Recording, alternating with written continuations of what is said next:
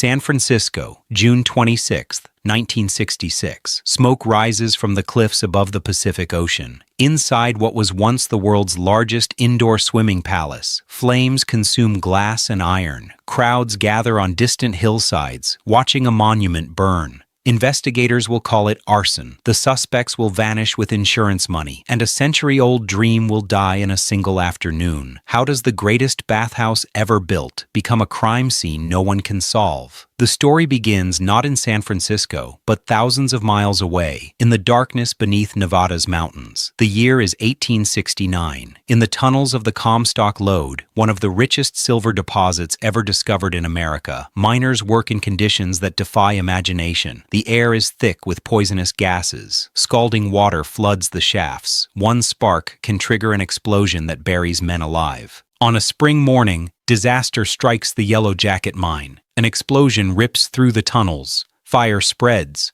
35 miners die trapped underground, their bodies never recovered. The nation is horrified. Nevada demands answers. Among those studying the tragedy is a 40-year-old German immigrant named Adolf Sutro. Born April 29, 1830, in Aachen, Prussia, Sutro arrived in San Francisco in 1850 during the gold rush. But unlike the thousands who came chasing dreams of instant wealth, Sutro brought something different: a degree in mining engineering and a mind that saw problems others couldn't solve. He had watched the Comstock mines grow deadlier each year. The deeper miners dug for silver, the more dangerous the work became. Water filled the tunnels faster than pumps could remove it. Temperatures reached 130 degrees Fahrenheit. Men collapsed from heat exhaustion. Others suffocated when ventilation failed. Sutro proposed a solution so audacious that investors called him mad. He would dig a tunnel, not down into the earth, but horizontally through 4 miles of solid rock. This tunnel would drain the water, ventilate the poisonous air, and give miners a safe passage in and out of the mines. It would be 10 feet wide, reach 1,640 feet below the surface, and require engineering precision that had never been attempted in American mining. For years, he begged for funding. Mining companies refused. Investors laughed, but the Yellow Jacket disaster changed everything. Suddenly, Sutro's tunnel wasn't a fantasy, it was a necessity. Construction began in 1869. For 9 years, crews blasted through rock, inch by painful inch. Workers died, money ran out. Sutro mortgaged everything he owned, but he never stopped. In 1878, the Sutro Tunnel was completed.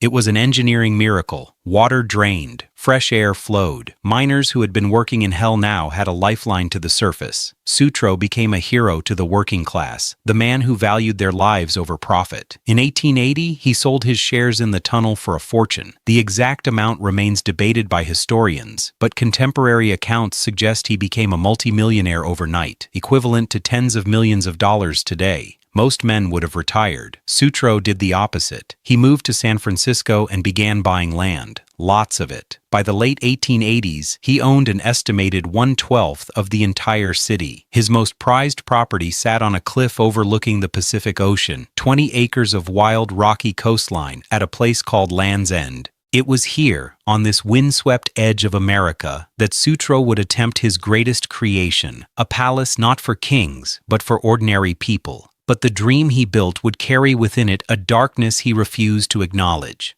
The site Sutro chose seemed impossible. Land's End was a jagged cove north of the famous Cliff House, where waves smashed against rocks with enough force to shake the ground. During winter storms, the Pacific hurled spray 50 feet into the air. Engineers who surveyed the location told Sutro the same thing: "You cannot build here." Sutro had heard that before. In 1888, he announced a design competition with a prize of $500, a significant sum at the time. The winners were architects C.J. Colley and Emil S. Lemmy, who had previously worked with Sutro on rebuilding the Cliff House after a fire. Their design was breathtaking. A massive glass-roofed structure covering 3 full acres, large enough to hold 10,000 people at once. Construction began in the early 1890s. Workers carved tunnels into the rock beneath the cliffs. These underground passages would channel ocean water directly into the pools during high tide, a feat of hydraulic engineering that required precise calculations of wave patterns and tidal flows. When tides dropped too low, massive pumps capable of moving 6,000 gallons per minute would keep the pools filled. The materials required were staggering: 100,000 square feet of glass, 600 tons of iron, 3.5 million board feet of lumber, and 10,000 cubic yards of concrete. To transport the stone needed for construction, workers built railway tracks inside a nearby cave. Cart after cart rolled through the darkness, carrying rock from local quarries.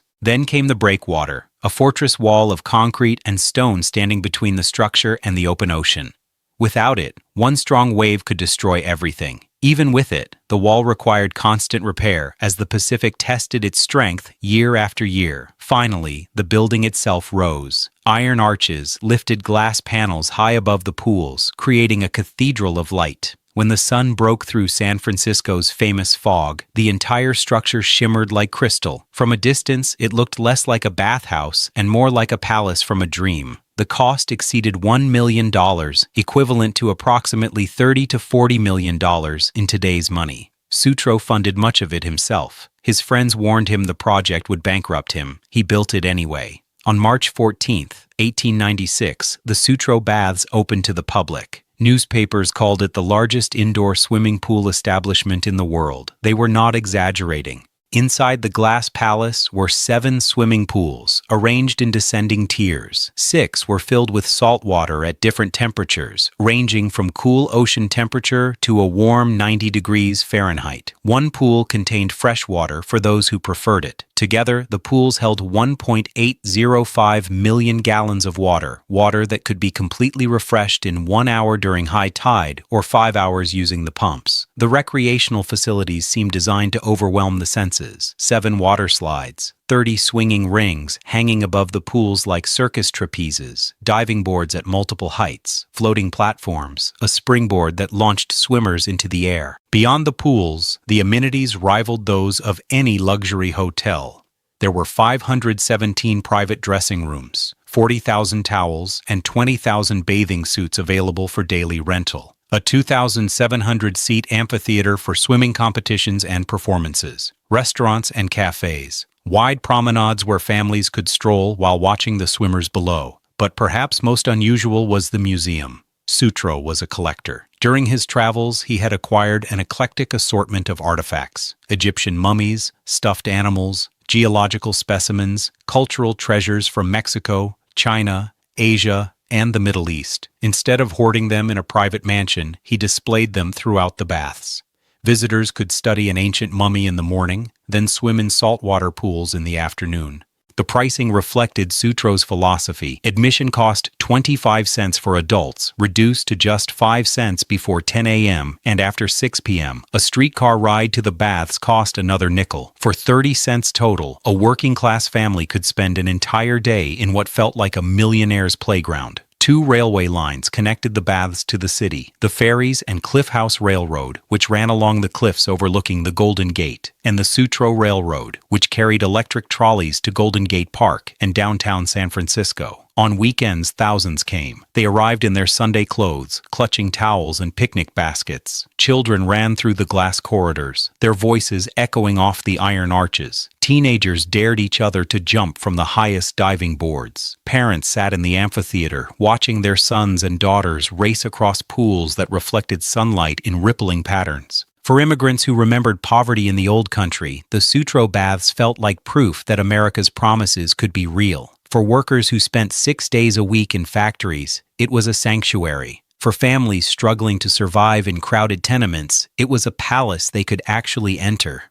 Sutro called it health-giving amusement, a place where bodies grew stronger, minds expanded through education, and spirits lifted through joy. But there was something Sutro didn't advertise, something hidden in the policies of his democratic paradise. Not everyone was welcome in the water. July 4th, 1897, Independence Day. A 38-year-old waiter named John Harris walked toward the entrance of the Sutro Baths with a group of white friends. The sun was bright. The ocean air tasted of salt. Crowds moved through the glass doors, excited for a holiday swim. Harris reached the ticket window and paid 25 cents, the same price everyone paid. He received a ticket that entitled him to general admission, a bathing suit rental, and access to the changing rooms and pools. He walked to the attendant's desk and presented his ticket. The attendant looked at Harris, then at the ticket, then back at Harris. "You can enter as a spectator," the attendant said, "but you cannot use the pools." Harris's friends stared. Other visitors turned to watch. The attendant's voice had been loud enough for people nearby to hear. "I have a ticket," Harris said. "Negroes are not permitted in the water," the attendant replied. "You may tour the facility, you may visit the museum, but swimming is restricted to white patrons." The humiliation was deliberate, public, calculated. Harris left without swimming. 1 week later, on July 11th, he returned. Perhaps he hoped the first incident had been a misunderstanding. Perhaps he wanted to test whether the policy was truly enforced. He was refused again. On August 1st, 1897, John Harris filed a lawsuit against Adolph Sutro. The case immediately attracted attention because it tested California's newest civil rights legislation, the Dibble Bill, which had gone into effect on April 29, 1897, just 2 months before Harris's first visit to the baths. The Dibble Bill was revolutionary for its time. It stated clearly, no railways, hotels, restaurants, barbershops, bathhouses, and other like institutions licensed to serve the public shall discriminate against any well-behaved citizen, no matter what his color. Harris sought $5,000 in damages for each incident, $10,000 total. In his legal filing, he described how he had been sober, orderly, polite, and well-behaved when he requested the services he had paid for, and how he was refused on account of his race and color, and for no other reason whatever. The court documents include a particularly painful detail. Harris noted that he was denied access in the presence of his friends who were white, who were allowed to swim, and who witnessed his rejection. When reporters asked the superintendent of the Sutro Baths about the policy, he did not deny it. Instead, he defended it. Negroes, so long as they are sober and well-behaved, are allowed to enter the baths as spectators, the superintendent explained, but are not permitted to go in the water. It is not a matter of personal feeling with us, but of business necessity. It would ruin our baths here because the white people would refuse to use them if the Negroes were allowed equal privileges in that way. He continued, public sentiment would be too strongly in opposition for any law to force such a commingling of the white and colored races, but Harris had allies. The Assembly Club, a social organization of African American professionals in San Francisco, declared their support. They offered to help fund Harris's case and any similar lawsuits that tested the new civil rights law.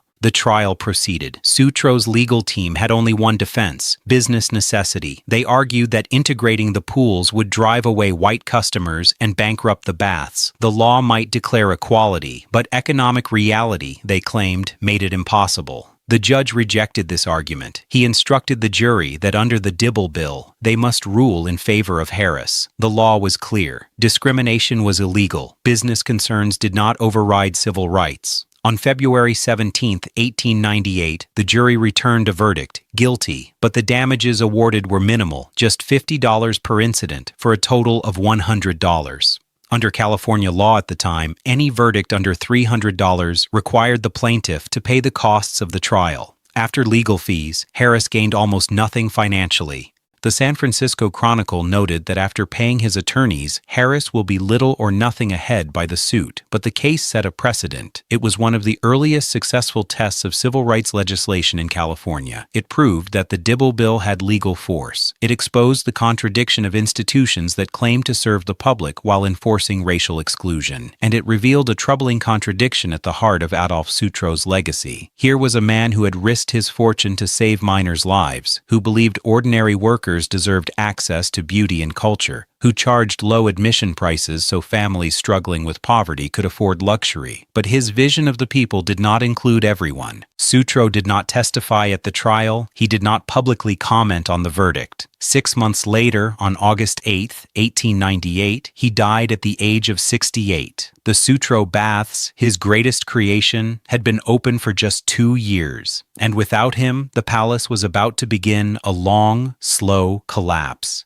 When Adolph Sutro died in 1898, his family inherited an empire and a problem. The Sutro Baths were magnificent. They were famous, but they had never been profitable. Sutro had treated the baths as a public gift, not a business. He kept prices low deliberately, knowing that higher admission fees would exclude the working families he wanted to serve. He spent lavishly on maintenance, repairs, and improvements without concern for the balance sheet. His personal fortune had cushioned the losses. His heirs did not share his philosophy, and they did not have unlimited wealth. The operating costs were staggering. Heating 1.805 million gallons of water required massive coal-burning furnaces that consumed fuel constantly. The glass roof cracked during storms and had to be replaced panel by panel. The pumps broke down. The underground tunnels required constant clearing as sand and debris accumulated. Salt water corroded the iron beams, which had to be cleaned and repaired to prevent structural failure. And the ocean, the source of the bath's water and their greatest engineering challenge, never stopped attacking the breakwater. Every winter, Pacific storms tested the concrete and stone barriers. Every year, repairs cost thousands of dollars. Revenue could not keep pace with expenses. The family tried various strategies to attract larger crowds. They hosted swimming competitions. In 1913 and 1914, champion swimmers from Hawaii broke world records at the baths, briefly returning the facility to national headlines. They organized beauty pageants, circus-style performances, band concerts, but external forces worked against them. World War I began in 1914. America entered the conflict in 1917. Recreation became a luxury families could not afford or justify. Attendance dropped. When the war ended, the economy lurched into the roaring 20s, but the prosperity was unevenly distributed, and San Francisco's working-class families, the core audience for the baths, struggled. Then came the Great Depression. In October 1929, the stock market collapsed. Banks failed. Unemployment soared. By 1933, 1 in 4 American workers had no job. Families who had once spent summer Sundays at the baths now struggled to afford food. The pools stood empty more often than full.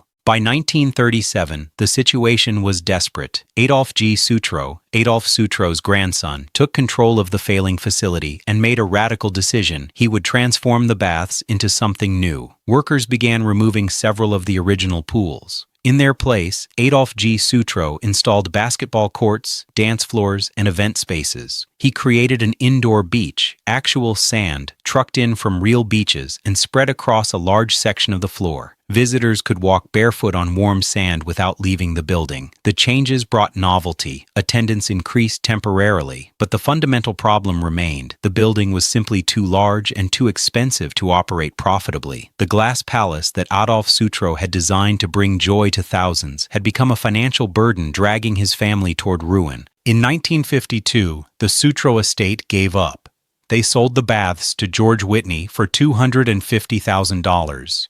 Whitney was a showman and entrepreneur who owned Playland at the Beach, a famous amusement park near Ocean Beach, and the Cliff House restaurant. He understood entertainment, he understood crowds, and he believed he could save the baths with one bold renovation. He converted the remaining pool space into a giant ice skating rink. In the 1950s, ice skating was experiencing a surge in popularity across America. Whitney bet that San Franciscans would embrace the chance to skate in a historic glass palace by the ocean. He was right at first. Families came for weekend skating sessions. Couples went on dates, gliding across the ice while music echoed through the enormous building. Teenagers gathered with friends. For a few years, the building felt alive again, filled with laughter and movement. But the costs never stopped. Maintaining an ice rink required refrigeration equipment that consumed massive amounts of electricity. The aging building still needed repairs, the ocean still battered the breakwater, and the glass roof, decades old now, let in rain that froze on the ice or pooled in dangerous spots.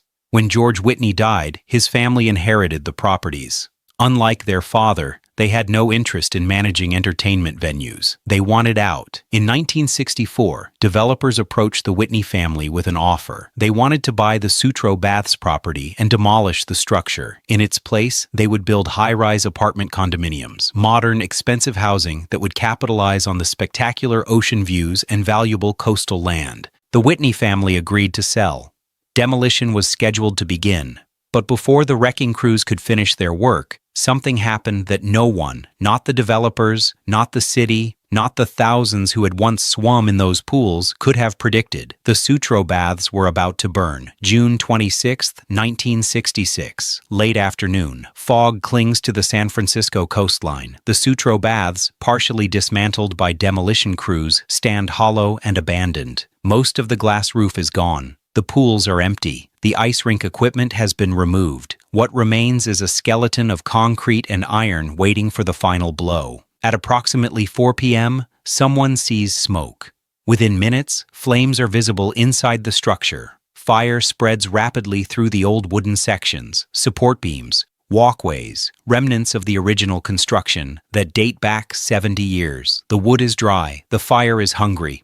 By 4:30 p.m., the blaze is massive. Thick black smoke rises into the fog, visible for miles. Fire trucks race down the winding coastal roads. Firefighters arrive to find an inferno. The heat is so intense that metal beams begin to twist. Glass that survived decades of storm shatters. The sound of breaking, cracking, collapsing echoes across Land's End. Crowds gather on nearby cliffs and hillsides, hundreds of people drawn by the smoke, standing in silence as they watch the palace burn. Some are old enough to remember swimming there as children. Others have only seen the ruins during recent years. But everyone understands they are witnessing the end of an era. Firefighters battle the flames for hours, but there is little they can do. The structure is too large, too damaged, and too dangerous to enter. Water from their hoses seems to evaporate before it reaches the hottest sections. By nightfall, the Sutro Baths are gone. What had taken years to build and 70 years to stand is reduced to smoldering rubble in a single afternoon. The next morning, investigators walk through the wreckage, examining twisted metal, scorched concrete, and piles of ash. Their conclusion is swift and definitive. Arson. Someone deliberately set the fire. But who? The investigation that follows raises more questions than it answers. No arrests are made. No suspects are publicly named.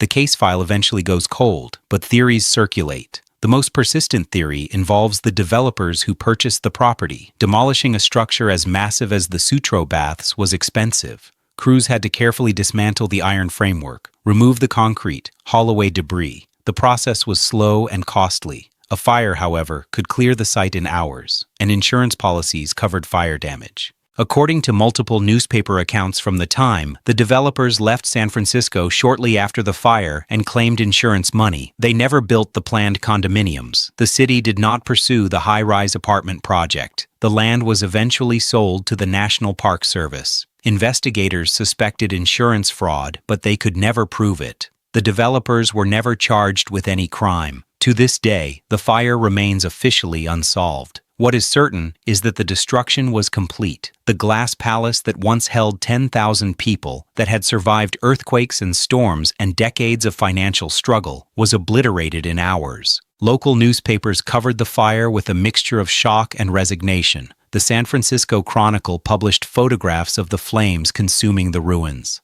Longtime residents wrote letters expressing grief for what had been lost. But others noted a bitter irony. The Sutro Baths had been dying for decades. The fire simply made the death official. In the days following the blaze, curiosity seekers walked through the charred remains. Some took pieces of melted glass or twisted metal as souvenirs. Others simply stood and stared at the empty pools now filled with ash and debris. The ocean continued its work, indifferent to human drama. Waves crashed against the broken breakwater. Tides flowed through the tunnels Sutro's engineers had carved into the rock. Slowly, the ruins began to blend with the coastline, as if the earth itself was reclaiming what had always belonged to it. For 7 years, the site sat abandoned, a blackened scar on one of San Francisco's most beautiful stretches of coastline. Then, in 1973, something unexpected happened. In 1973, the federal government designated the ruins of the Sutro Baths as part of the Golden Gate National Recreation Area. It was an acknowledgement that even in destruction, the site held value, not as a functioning bathhouse, but as a monument to ambition, to history, and to the impermanence of human creations.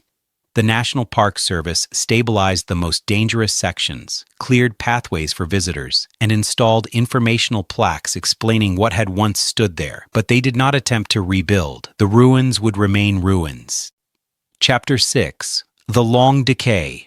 Imagine a palace built for 1,000 guests, standing silent for nearly 3 decades. Imagine windows broken by stones and weather. Imagine ceilings collapsing, one room at a time. Imagine ivy crawling up limestone walls, roots prying into cracks, pulling the stone apart. This is Linwood Hall from 1996 to 2023. The First Korean Church hires security guards and patrols the property with dogs. A mile-long iron fence surrounds the grounds, keeping out most trespassers. But fences can't stop rain. They can't stop time. The roof, already damaged during the seminary years, develops leaks. Water seeps in, dripping through ceilings, pooling on floors, soaking into plaster. Mold blooms in black patches on the walls. The smell of decay spreads through the mansion, musty, damp, the scent of a building slowly drowning. Plaster, once smooth and ornate, begins to fall, first in small chunks, then in sheets. Entire ceilings collapse, leaving exposed wooden beams and hanging wires. The ballroom, where Peter Widener once hosted 1,000 guests, is now filled with rubble.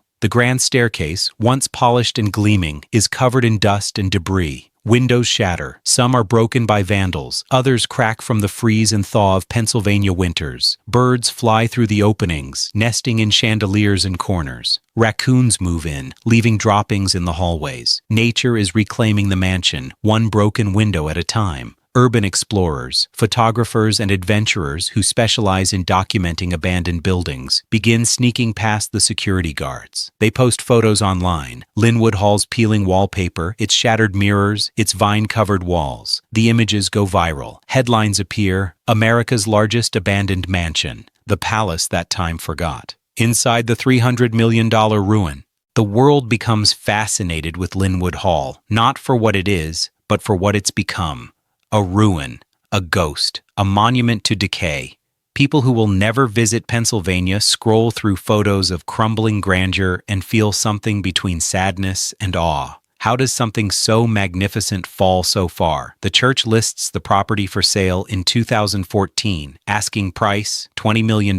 No one buys. In 2016, they lower the price to $17.5 million. Still no buyers. The problem is obvious. Who wants a 110-room mansion that needs $50 million in repairs? Private buyers can't afford it. Developers see only the land value. 35 acres in a good location. Tear down the mansion, build condos. That's the calculus. Preservationists watch in horror. If the mansion is sold to a developer, it will be demolished. Bulldozers will reduce a century of history to rubble in a matter of weeks. The land will be cleared. Linwood Hall will become a memory, preserved only in photographs taken by trespassers. But there's no alternative. Who has the money to save it? Who has the vision to restore it? Who even wants a palace this big, this broken, this expensive? For years, it seems like no one. The mansion waits, decaying a little more each season, while the world argues about whether it's worth saving. Chapter 7. The Rescue. In 2019, a small group of preservationists, young, passionate, and possibly crazy, forms the Linwood Hall Preservation Foundation. They're led by Edward Tome and a handful of volunteers scattered across different states and professions. None of them are billionaires. None of them have experience restoring a mansion this size. But they have something more dangerous than money. They have hope. Tome begins reaching out to Dr. Richard Yoon, the owner. The church has held the property for over 20 years, watching it decay while refusing to sell to developers. Tome senses an opening. He spends years building a relationship with Yoon, proving that the foundation is serious. They're not developers. They're not flippers. They're preservationists who understand what Linwood Hall represents. In February 2023, after years of negotiation, the foundation announces they've reached an agreement to purchase the mansion. The preservation community erupts in celebration. It seems impossible. A scrappy nonprofit, competing against developers with deep pockets, has won. On June 27, 2023, the sale is finalized. Purchase price, $9 million. Linwood Hall officially belongs to the Linwood Hall Preservation Foundation. For the first time in 80 years, the mansion is owned by people who actually want to save it. But buying the mansion is the easy part. Now they have to restore it. The foundation commissions a full assessment. Engineers, architects, and conservators spend weeks inside the building, documenting every crack, every leak, every structural concern. The report is devastating. The roof needs complete replacement. The windows are almost all broken or failing. The plaster needs repair in nearly every room. The electrical system is dangerous. The plumbing is corroded. The HVAC system doesn't exist. Total cost to restore Linwood Hall, $90 million, possibly more. The foundation launches a fundraising campaign. They set up a website. They give interviews to newspapers and preservation journals. They host virtual tours. Donations trickle in. $10 here, $100 there, occasionally a few thousand from a wealthy donor who believes in the cause. But $90 million is a mountain, and they're climbing it $1 at a time. The work begins in phases. Phase 1, stabilization. Stop the decay. Repair the roof, replace the windows, secure the structure. Budget, $20 to $30 million. Timeline, 3 to 5 years. They start with the roof, tarps and emergency patches to stop water damage. They board up broken windows. They remove debris. They fight to keep the building standing. It's exhausting, it's expensive, and it's only the beginning. Chapter 8. What remains today? Linwood Hall stands at a crossroads. The mansion is no longer abandoned. The Preservation Foundation has saved it from that fate. But it's not restored either. It exists in a liminal state, somewhere between ruin and resurrection. In 2025, the mansion is added to the National Register of Historic Places. The designation brings access to federal grants and tax credits, crucial funding for a restoration this ambitious. It's a recognition that Linwood Hall matters, that it's worth preserving, that it's part of America's story. But recognition doesn't pay the bills. The foundation still needs tens of millions of dollars. They need skilled craftsmen who can repair plaster and woodwork to period standards. They need engineers who can modernize the building without destroying its character. They need time, years, possibly decades, to complete the work. If they succeed, Linwood Hall will reopen as a museum, an event space, a community center. Visitors will walk through the ballroom where Widener's once danced. They'll stand in the gallery wing where Rembrandt's once hung. They'll learn about Peter Widener's rise from butcher to billionaire. They'll hear about the Titanic sinking and the family it destroyed. They'll see what survives when everything else is lost. If they fail, the mansion will deteriorate beyond repair. Eventually, economics will force a sale. A developer will buy the property, tear down the building, and build something new. Linwood Hall will become a footnote, a photograph in a history book, a memory preserved only digitally. The mansion itself can't speak. But if it could, what would it say? It watched Peter Widener transform from a butcher's son to one of America's richest men. It witnessed the height of Gilded Age excess, the art, the wealth, the confidence that fortune could buy immortality. It felt the grief when the Titanic sank, taking 2 generations of Wideners into the Atlantic. It endured 80 years of abandonment, stripped and forgotten, while the world moved on. And now, against impossible odds, it has one last chance. Not to be what it was, that's gone forever, but to be something new. A monument not to wealth, but to resilience. Not to one family's rise, but to a nation's memory. The Widener collection still exists, displayed in the National Gallery of Art in Washington, D.C. Millions of visitors walk past Rembrandts and Raphaels without knowing they once hung in a Pennsylvania mansion. Harry Elkins Widener's books sit in Harvard's library, his name carved above the entrance. These fragments of the Wideners survive, scattered and repurposed, but Linwood Hall is the only piece that remains whole, the only part of the story still standing in its original place. If it falls, there's nothing left to connect the art to the family, the tragedy to the palace, the dream to the ruin. The Preservation Foundation knows this. Edward Tome and his volunteers work with a sense of urgency that borders on desperation. Every day the mansion stands is a victory. Every dollar raised is progress. Every repair is a battle won against time. But time is patient, and the mansion is fragile. Linwood Hall is more than stone and plaster. It's a story written in architecture of ambition, tragedy, and survival. The Wideners are gone. The art is gone. But the palace remains, waiting to tell its story. Subscribe to Unveiled Chronicles for more untold histories hidden in America's forgotten places.